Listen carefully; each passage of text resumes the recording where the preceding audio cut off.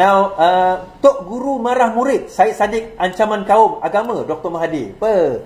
Selepas itu Mahathir bantai Syed Saddiq, Syed Saddiq bantai Mahathir. Hari ini Mahathir bantai balik Syed Saddiq semalam kenyataan. Dr. Mahathir Mohamad menuduh Syed Saddiq Abdul Rahman yang pernah dianggap sebagai anak didik bekas Perdana Menteri itu sebagai ancaman terhadap orang Melayu dan Islam. Ini setelah Presiden muda itu membidah Dr. Mahathir kerana mendakwa orang bukan Melayu mahu menukar nama Malaysia dan mempromosikan negara majmuk, sesuatu yang dikatakannya melanggar perlembagaan. Sementara itu Sultan Kedah pun memperingati kita supaya jangan lupa sejarah. Syed Saddiq suruh kita hapuskan sejarah bangsa dan agama kita. Dengan itu, dengan definisi Melayu sebagai orang yang bertutur dalam bahasa Melayu, mengamal adat istiadat Melayu dan agama Islam seperti yang terdapat dalam perlembagaan, maka kita semua tidak lagi jadi orang Melayu. Ini kenyataan daripada Mahathir. Dia kata politik Syed Saddiq, sementara Sultan Kedah pun mengerti. Okey.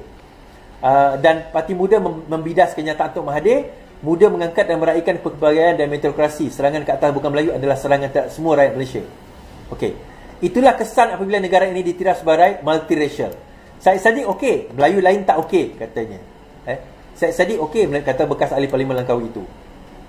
Pada ciapan di Twitter, Mahathir turut menyertai video Syed Saddiq berkata muda akan membawa generasi baru pemimpin Melayu. Ketika menghadapi pilihan raya umum, Mahathir kini berusia 98 tahun bersama Syed Saddiq dalam bersatu. Dan sebelum mereka berpecah pada tahun 2020. Ketika itu Mahathir menubuhkan pejuang, manakala Syed Saddiq menubuhkan muda. Pada hari lalu, muda bekerjasama dengan PH, manakala pejuang menubuhkan GTA. Sementara itu, dalam reaksi segeranya di sosial media, Syed Saddiq berkata apa yang dilontarkan sebenarnya ilham Tun Mahathir sendiri dalam Wawasan 2020. Cabaran wawasan pertama ialah untuk membina bangsa Malaysia yang bersatu padu. Betul. Dalam Wawasan 2020, Mahathir cakap macam tu. Perkara visi Tun suatu ketika dahulu, katanya. Saya komen sikit tentang benda ni, tuan-tuan. Yang pertama, jangan percaya sangatlah pergaduhan ini. Dia tak bergaduh pun. Okay? Itu untuk mengaburi mata kita. Itu yang pertama. Yang kedua, Mahathir dia pandai tau. So apa yang dia nak, tapi pandai dia pun dia lupa ini adalah zaman 2023. Ini bukan zaman tahun 2003 atau 1993 atau 1983 di mana dia boleh main sentimen ni dengan mudah. Kan dia ingatkan kita akan melenting satu hal lah kan. Dia akan ingat kita akan melenting, kita akan apa orang kata, apa ni? Kenapa Mahathir cakap macam ni? Ini 2023 lah baik Mahathir, kita dah tak termakan lah dengan sentimen-sentimen macam ni. Adalah yang bodoh-bodoh tu termakan dengan sentimen macam ni tu, kita faham lah. Yang bodoh dan bangang tu ada. Dia ada otak dia besar ni, dia otak dia kan. Ada. Tapi majoriti sekarang ni yang menonton saya, yang di luar sana, yang menonton saya kemudian, yang tak menonton saya pun, majoriti dah faham. Ini adalah permainan atuk untuk nak meraih undi, untuk nak, orang kata apa, nak kucar-kacirkan rakyat Malaysia. Yang pertama, negara kita adalah negara berbilang kaum, bukan negara orang Melayu saja. Yelah, habis kalau Mahathir cakap macam tu, orang Iban macam mana? Bidayuh macam mana? Orang Ulu macam mana? Orang Kadazan macam mana? Orang Dusun macam mana? Orang Melanau macam mana? Nak aku teruskan? Kan? Orang asli macam mana? Orang Siam, yang orang warga Malaysia Siam macam mana? Nak aku teruskan? Dan dia sendiri pun, walaupun definisi dia boleh dikatakan dia adalah Melayu, tetapi Melayu pure tu dia bukan Melayu pure. Kalau kita nak bangkit isu tu lah tuan-tuan, dia bukan Melayu pure. Bapak dia pun bukan Melayu. Saya tak tahu mak dia lah kan, tapi bapak dia bukan orang Melayu. Cuma menurut perlembagaan, ialah dia Melayu. Kita tak menafikan. Dia bertutur bahasa Melayu, dia beragama Islam, dia mengamalkan adat orang Melayu, maka dia anggap sebagai Melayu. Ya, kita tak menafikan menurut perlembagaan. Tapi dalam masa yang sama, dia juga telah menafikan perlembagaan. Iaitu Malaysia terdiri, artikel 12, negeri-negeri ini, dia sebut negeri Kedah, daripada Johor, Kedah, Melaka, Negeri Sembilan adalah Sabah dan Sarawak pun sebahagian daripada Malaysia. Jadi Sabah dan Sarawak ni bagaimana? Oh, dia nak deny China East. Okey, kalau dia nak deny China, dia kata dia kena mansuhkan dulu apa orang kata multiracial di dalam hak warga negara Malaysia di dalam perlembagaan itu dulu, sebelum nak dinaikkan bangsa lain. Oh, dia bukan maksudkan, dia kata Melayu saja, jadi maksudnya dia tolak semua bangsa lain lah. Itu poin dia. Tapi tuan-tuan, tak guna kita bergaduh dengan orang macam ni. Tak guna kita nak bertekak dengan orang macam Mahathir ni.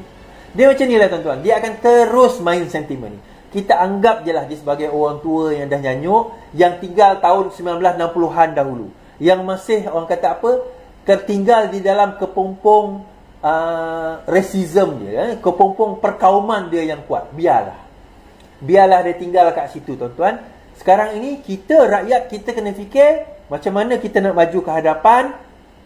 Macam mana kita nak, apa aku tekan tadi? Macam mana kita nak maju ke hadapan? Kita sebagai rakyat kita kena fikir macam mana kita nak maju ke hadapan. Kita sebagai rakyat kita kena fikir macam mana cara kita nak orang kata apa, nak cari makanan untuk esok hari, macam mana kita nak majukan ekonomi, macam mana cara kita nak tambah pendapatan negara, macam mana kita nak tambah pendapatan rakyat, macam mana kita nak pastikan negara ini berada dalam keadaan kestabilan ekonominya, politiknya, tidak ada rasuahnya, dan kita kembalikan kegemilangan negara kita sebagaimana yang pernah berlaku tahun masa Anwar Ibrahim jadi timbalan Perdana Menteri dan Menteri Keuangan. Ni saya ceritalah masa Mahathir jadi Perdana Menteri dan Daim jadi Menteri Keuangan. Sebelum 1992, rasio hutang dan GDP kita sehingga 80%, tuan-tuan. 80%. Kita kehilangan bank seperti Bank Bumiputra. Kita kehilangan bank seperti Bank Bumiputra. Kita banyak skandal pada waktu dan banyak hutang. Debt to GDP ratio kita 80%. Bila Anwar Ibrahim took over sebagai Menteri Keuangan tahun 1992, komitmen dia yang pertama tidak menambah hutang baru. Komitmen yang kedua adalah membayar hutang-hutang yang ada. Bila kesan dia kita nampak, kita tak nampak 1993. Kita tak nampak 1994. Kita tak nampak 1995, tetapi dia mula nampak. Akhirnya kita nampak 1997 apabila debt to GDP ratio kita dari 80% dia turun ke 32% saja. Dan dalam pada itulah kita nampak bajet kita surplus. Maksudnya pendapatan lebih daripada perbelanjaan zaman Anwar Ibrahim jadi Menteri Keuangan. Sebelum itu kita tak pernah rasa, selepas itu kita tak pernah rasa. Tetapi bukan 92, 90 berapa? 94 kalau kisah 2-3 tahun lepas dia jadi Menteri Keuangan baru kita dapat rasa. Sebab tu saya kata kita baru 7 bulan dalam memerintah. Sabar, tuan-tuan. Mana yang kata mana dia hasil dia? Mana dia hasil dia? Saya kata sabar. Sebab tu saya relax je.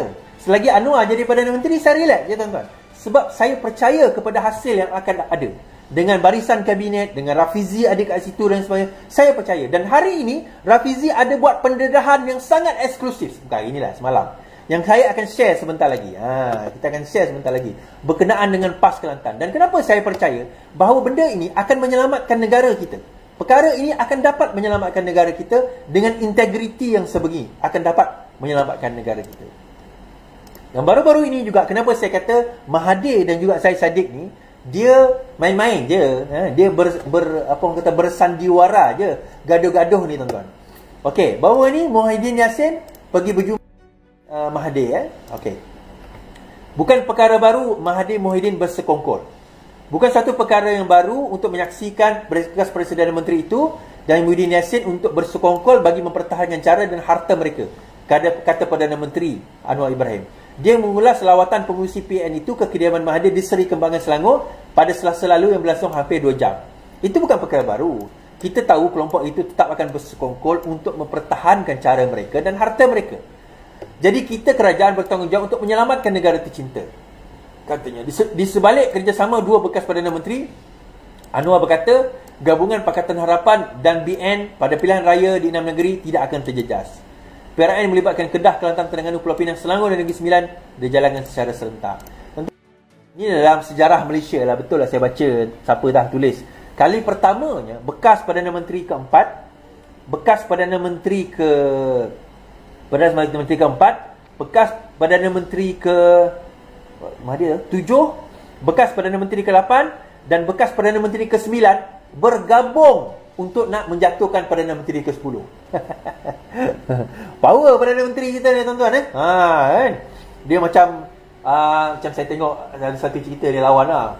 Apa Thanos kan. Tapi dalam cerita ni Thanos macam jahat lah pula kan. Tapi lebih kurang macam tu lah. Ramai gila hero nak pergi lawan dia seorang. Tapi dalam ni ramai gila orang jahat nak pergi lawan dia seorang sebagai hero.